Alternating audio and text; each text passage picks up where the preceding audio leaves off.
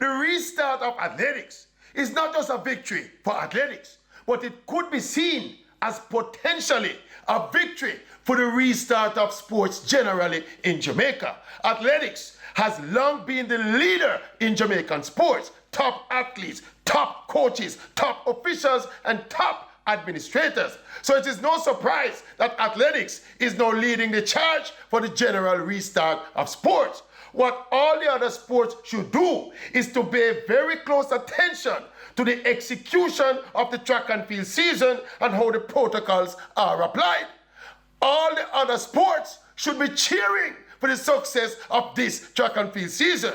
Learn as much as they can, apply all the standards to their respective sports and make their representation to the government and try to get for them own a green light. Yes, simple. Yes. The Maverick, keeping it real and keeping it safe by working from home.